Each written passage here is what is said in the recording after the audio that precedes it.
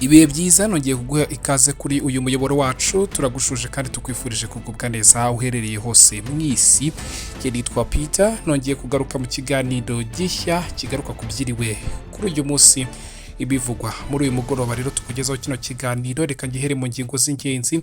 Impanuka ikomeye yabaye mu karere ka Rusizi ihitana umuntu, abandi 9 barakomereka ku buryo bajyanwa ku bitaro kuba bitabwaho n'abaganga.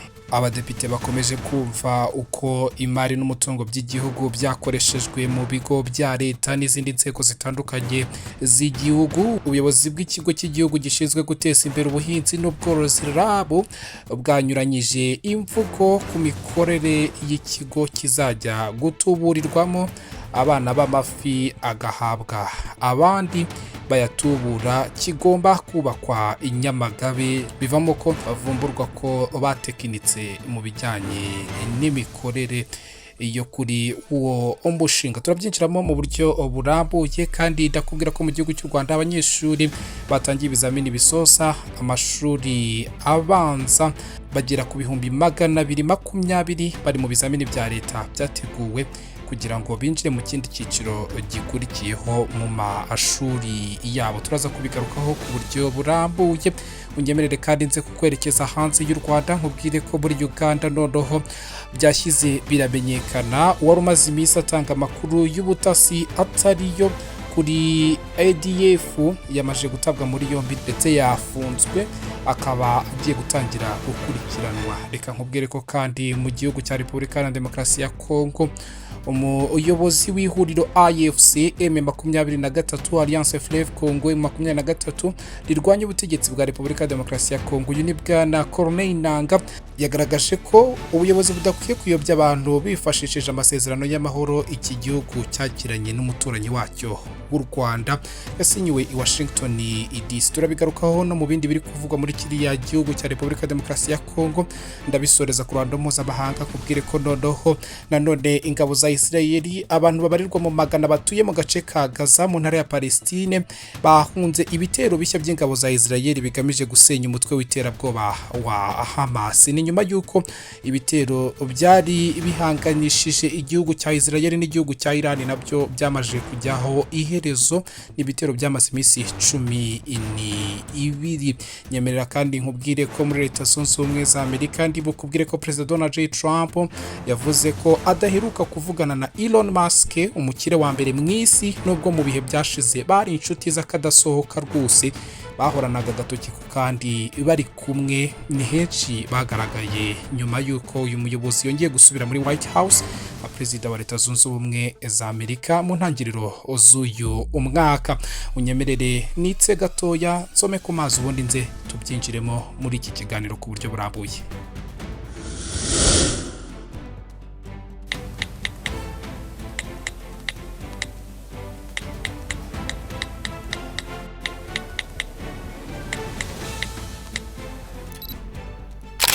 Mu murenge wa Gashonga mu karere ka Rusizi habereye impanuka ya kwasiteri, imodoka nini itwara abagenzi benshi yari itwaye abagenzi mu buryo bwa rusange, yagonze ipoto y'amashanyarazi n'igiti. Bamwe mu bari bagirimo n'umushoferi barakomereka, umwe mu bagenzi yitaba Imana ageze kwa muganga.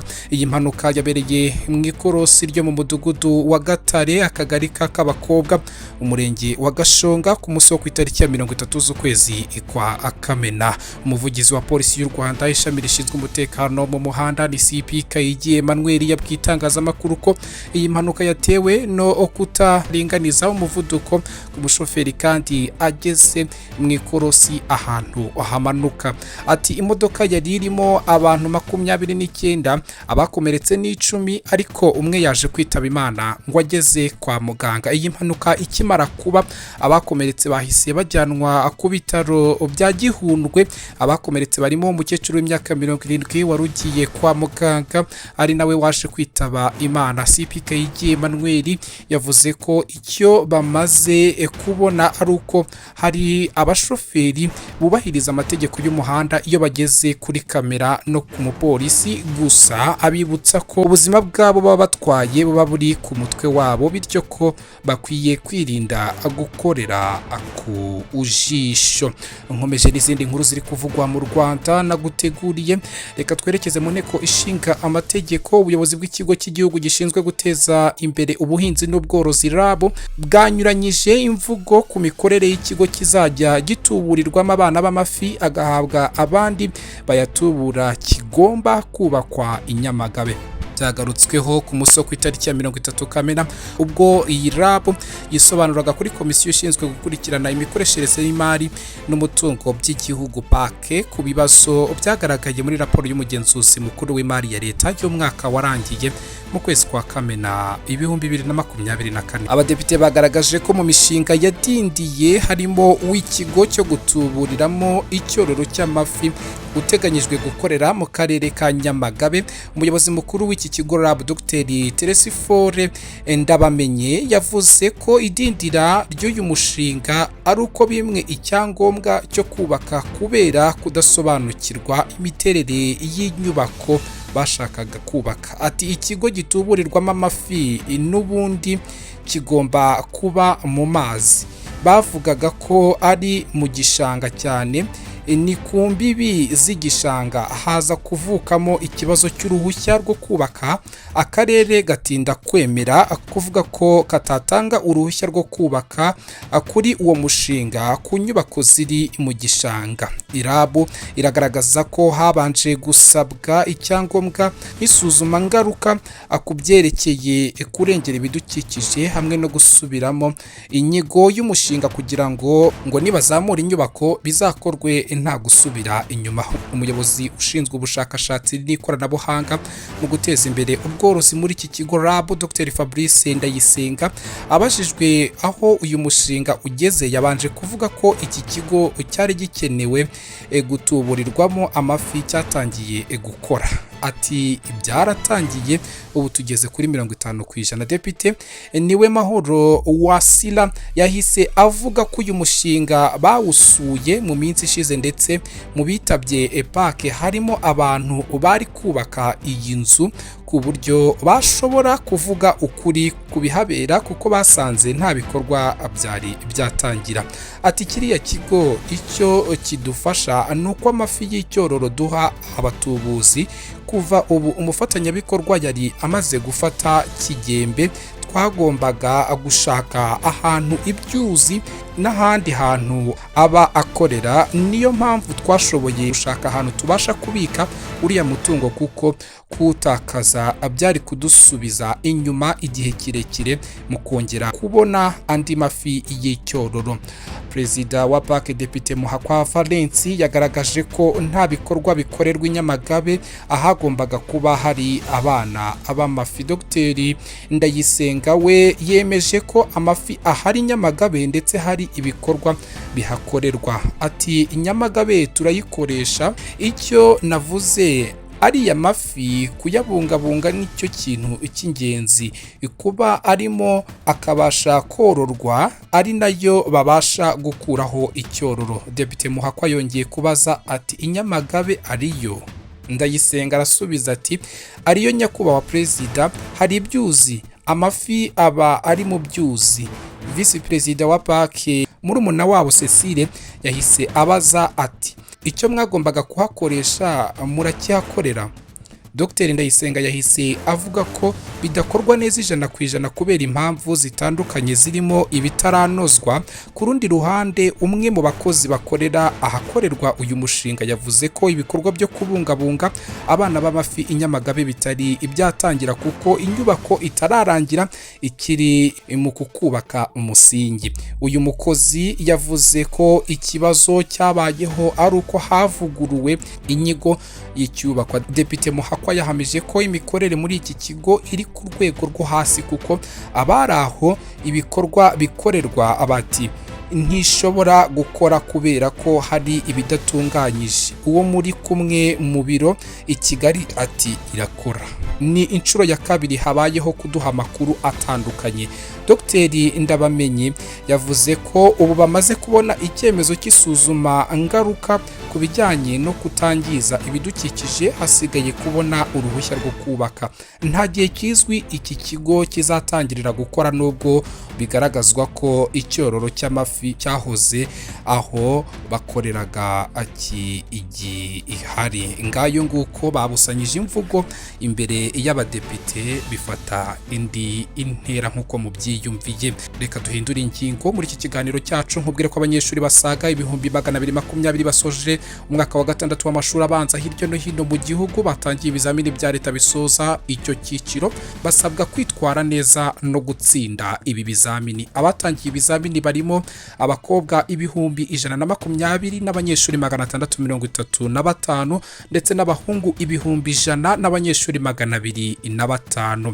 Harimo kandi abafite ubumuga basaga 642. Ibizamini byatangijwe ku munsi wo ku itariki ya 30 Kamena, bizakorwa mu gihe cy'iminsi 5 yonyine. Igikorwa cyo gutangiza ibizamini bya leta bisoza amashuri abanza ku rwego rw'igihugu cyabereye mu rwunge rw'amashuri rwitiriwe Mutagatifu Filipo Asmaradone mu karere ka Nyarugenge, cyitabirwa n'abayobozi barimo Minisitiri w'Uburezi Joseph Nsengimana, umuyobozi mukuru w'ikigo cy'igihugu gishinzwe ibizamini n'ubugenzuzi mu mashuri Inesa Dr Bahati Bernard n'abandi batandukanye. Minisitiri w'Uburezi Joseph Nsengimana yasabye abanyeshuri gukorana ubushishozi n'ubwitonzi bakirinda umuco wo gukopera. Anasaba abarimu bahagarariye site zikorerwaho ibizamini gukora akazi kabo kinyamwuga. Ati turabasaba ko batsinda, ubundi ibyerekeye ibizamini abari ukugira ngo berekane cyangwa umuntu amenye ko bize, bakaba baramenye ibyo bize. Yongeyeho agira ati muri ibi bihe habayeho gahunda yo gusubira mu masomo cyane ku bana, ubwo twizeye ko hashobora kugaragaramo impinduka nziza mu mitsindire. Ku bijyanye n'abanyeshuri bashobora gukopera cyangwa gukopezwa ibizamini, Minisitiri Nsengimana yashimangiye ko ari umuco ukwiye gucika burundu. Ati uwo ntabwo ari umuco ukwiriye kubaho, aho byagiye bigaragara habayeho ingamba kugira ngo ntibyongere gushoboka.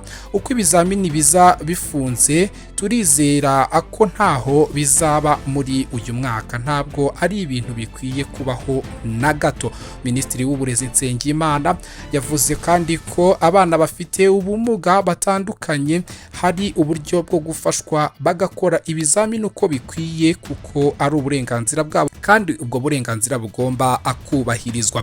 Ati abana bafite ubumuga nabo bagomba kwiga, ni abana nk'abandi. Nkaha hari abana bafite ubumuga bwo kutumva bakoresha ururimi rw'amarenga mu kwiga, ubwo rero no kubazwa amabwiriza bahabwa bakoresha urwo rurimi kandi barafashwa. REB Rwanda Education Board yagiye ishyiraho gahunda zijyanye nuko abana bafite ubumuga bashobora kwiga kandi bagatsinda. Yasabye ababyeyi gukomeza kwita ku banyeshuri bagiye mu biruhuko mu gihe cy'amezi 2. Asaba abanyeshuri kwirinda ubuzererezi, ahubwo bagaharanira kugira icyo bafasha ababyeyi babo muri ibyo biruhuko. Yerekanye kandi ko gahunda nzamura bushobozi ku banyeshuri batari batsinze neza ibizamini mu myaka bigamo izakomeza gushyirwamo imbaraga kugira ngo bafashwe kuzamura ubumenyi bwabo.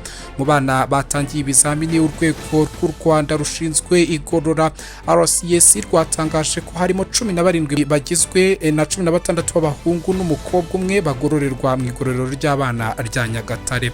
Aba bana bakorera kuri site imwe n'abandi biga ku ishuri rya GS Nyagatare. Biteganyijwe ko n'abandi banyeshuri bazakora ibizamini bya leta byaba bisoza icyiciro rusange cy'amashuri yisumbuye n'abarangiza amashuri yisumbuye mu mashami atandukanye, bizatangira bo ku itariki ya 9 z'ukwezi kwa Nyakanga uyu mwaka 2025. Turakwibutsa ko aba bana 17 bafungiwe mu igororero ry'abana rya Nyagatare nabo batangiye ibizamini bya leta bisoza amashuri abanza, kandi akenshi iyo babitsinze neza babasha guhabwa imbabazi bakajya mu buzima busanzwe aho bakomereza amasomo yabo asanzwe y'icyiciro baba bagiyemo nyuma yo kubitsinda neza. Bahabwa imbabazi ni kenshi cyane bakunze kuzihabwa n'umukuru w'igihugu. Reka nitse gatoya hanyuma ngaruke twerekeza mu biri kuvugwa hanze y'u Rwanda. Turabihera mu karere k'ibiyaga bigari twerekeza ahandi mu isi. Ibyiriwe bivugwa kuri uyu munsi wa mbere w'icyumweru w'itariki ya 30 z'ukwezi kwa Kamena mwaka wa 2025.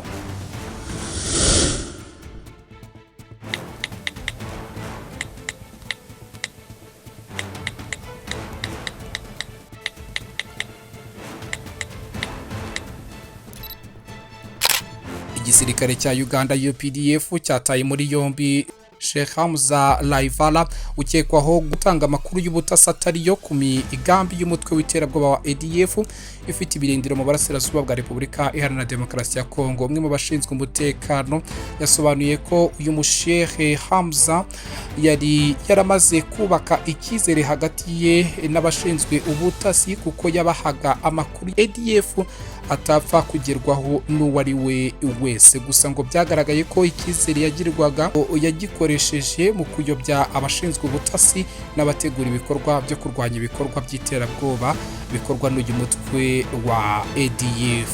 Yagize ati byagaragaye ko uruhare rwarenze ukuri ruganzwa no gutanga amakuru ayobya byaciye intege ibikorwa byo kurwanya iterabwoba. Ubu iki kibazo kiri gukorwaho iperereza rikomeye. Muri Nzeri y'umwaka w'2023 Perezida wa Uganda Yoweri Kaguta Museveni yatangaje ko ingabo za Uganda ziciye umuyobozi wa ADF Medi Nkalubo mu gitero cy'indege cyagabwe ku birindiro by'uyu mutwe muri Repubulika ya Demokarasi ya Kongo. Perezida Museveni yahawe aya makuru n'uwayoboraga urwego rw'ubutasi rw'igisirikare General Major James Birungi, amusobanurira ko Nkalubo yiciwe aho yari yihishe. Nyuma byamenyekanye ko Nkalubo akiriho kandi ko akomeje kuyobora ibikorwa by'iterabwoba bya ADF, uyu mutwe w'iterabwoba mu burasirazuba bwa Repubulika ya Demokarasi ya Kongo. Ni inkuru yatunguye inzego z'umutekano za Uganda ubwo Sheikh Hamza yabwaga muri yombi. Igisirikare cya Uganda cyamushinjiye kwifashishwa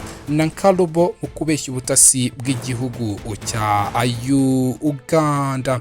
Unyemerere kandi nkomereza iki kiganiro kubiri kuvugwa muri Repubulika ya Demokarasi ya Kongo, aho umuyobozi w'ihuriro AFC 23 rirwanya ubutegetsi bwa Repubulika ya Demokarasi ya Kongo uyu ni bwana Colonel Nanga yagaragaje ko bidakwiye ko bayobya abantu bifashishije amasezerano y'amahoro iki gihugu cya Repubulika ya Demokarasi ya Kongo cyagiranye n'u Rwanda. Ku mugoroba w'itariki ya 27 Kamena uyu mwaka, u Rwanda na Repubulika ya Demokarasi ya Kongo nibwo byagiranye amasezerano bifashijwemo na Leta Zunze Ubumwe za Amerika i Washington DC. Ingingo nyamukuru ziri muri aya masezerano ni iyo gusenya umutwe w'iterabwoba wa FDLR niyishamikiyeho, gukuraho ingamba z'ubwirinzi u Rwanda rwashyizeho, gucyura impunzi n'ubufatanye mu by'ubukungu. Aya masezerano yasinywe nyuma y'igihe kinini Leta ya Repubulika ya Demokarasi ya Kongo igaragaza ko ihuriro AFC 23 ari igikoresho cy'u Rwanda, bityo ko intambara yatangiye mu Gushyingo k'umwaka wa 2021 ari iy'ibihugu byombi. U Rwanda rwagaragaje kenshi ko nta ruhare rufite mu makimbirane y'abanyekongo, rusobanura ko ikibazo kidafite ishingiro Repubulika ya Demokarasi ya Kongo irugiraho ari ingamba z'ubwirinzi rwashyize ku mupaka zigamije gukumira umugambi w'umutwe w'iterabwoba wa FDLR wo kuruhungabanyiriza umutekano. Mu ijambo Colonel Nanga yageneye abanyekongo mu gihe Repubulika ya Demokarasi ya Kongo yizihizaga ku nshuro ya 65 umunsi w'ubwigenge, yatangaje ko amasezerano u Rwanda na Repubulika ya Demokarasi ya Kongo byagiranye ari intambwe nziza yatewe, ariko leta y'i Kinshasa idakwiye kwifashisha mu kuyobya abanyekongo n'abanyamahanga aya amasezerano. Colonel Nanga yasobanuye ko amasezerano u Rwanda rwagiranye na Repubulika ya Demokarasi ya Kongo akemura agace gato k'impamvu nyakuri z'amakimbirane iyo mu gihugu cye. Ati ariko ni ngombwa kumenya ko ayo masezerano akemura gusa agace gato k'impamvu nyakuri z'amakimbirane yo muri iki gihugu cya Repubulika ya Demokarasi ya Kongo. Kubeshya abo mu gihugu n'amahanga ko nta kibazo kiri muri Repubulika ya Demokarasi ya Kongo, ahubwo ko ari amakimbirane ari hagati ya Kigali na Kinshasa, ni ikinyoma kitihanganirwa. Colonel Nanga yasobanuye ko kubw'iyi mpamvu AFC ishima ibiganiro bibera i Qatar kuko ari byo bisaba leta ya Repubulika Demokarasi ya Kongo kugirana ibiganiro bitaziguye n'ihuriro kugira ngo bikemure impamvu muzi z'amakimbirane y'abanyekongo. Yagize ati niyo mpamvu AFC M23 ishima gahunda ya Doha iyobowe na leta ya Qatar, isaba leta y'Kinshasa ibiganiro bitaziguye n'ihuriro ryabo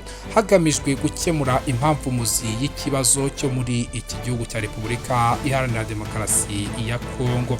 Perezida Felix Antoine Tshisekedi Tshilombo we kuri uyu munsi w'itariki ya 30 yagaragaje ko afite icyizere ko amasezerano igihugu cye cyagiranye n'u Rwanda azahagarika intambara imaze imyaka 30 ibera mu burasirazuba bw'igihugu. Yagize ati aya masezerano ntabwo ari inyandiko gusa, ni icyizere cy'amahoro ku batuye Igoma, Bukavu, Rucuru, Masisi, Nyiragongo, Rubero, Ituri n'ahandi hose hashegeshwe n'iyi ntambara. Ku biganiro bya Doha, Felix Antoine Tshisekedi perezida wa Repubulika Demokarasi ya Kongo yavuze ko leta y'Kinshasa izakomeza gusaba gusubizwa ibice bigenzurwa na AFC M23 mu burasirazuba bw'igihugu no gusaba ko abakoreye abanyekongo ibyaha bagezwa mu butabera. Reka dutegereze turebe kubera ko noneho na AFC M23 yagize ikivuga.